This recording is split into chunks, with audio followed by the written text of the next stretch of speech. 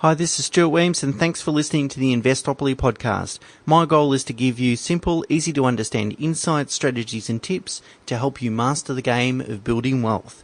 And in this episode, this short episode, what I'd like to talk about is the difference between compounding and average returns. And sometimes we can be fooled into thinking that they're interchangeable, but in fact, they're very, very different. So average returns obviously just look at the returns year on year, add them up and then divide them by the number of years, and it gives us a certain answer. But what it doesn't do is actually correctly reflect what returns we would have enjoyed if we had have invested over that period of time.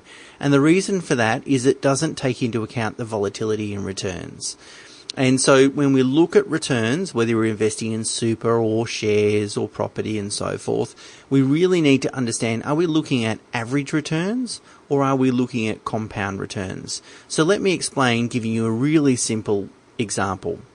Let's say we invest in a super fund and we put $100 in that super fund, but unfortunately in the first year that we're invested, we lose 50%.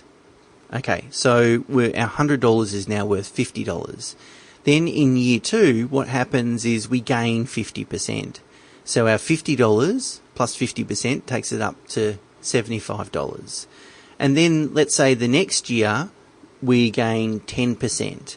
And so our $75 increases to $82.50.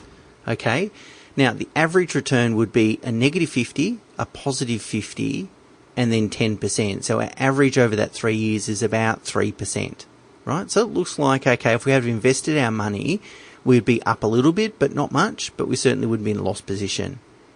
However, our compounding return is significantly different because we started with $100 and we've ended with $82.50. So our compounding return is negative. And the reason for that is because we had a loss in that first year. And as Benjamin Graham taught Warren Buffett, don't lose your money. That's the first rule of investing, is don't lose your money, because once we lose our money, we don't need to make 50% back. We actually need to make 100% back just to get it to our starting point. So I explain this using a very simple example of just sort of 5 years of returns in the show notes, which you can see. But it's a simple but very powerful, important point to take into account when you are looking at returns. Are you looking at average or are you looking at compounding returns? Okay, that's it. Until next time, bye for now, people.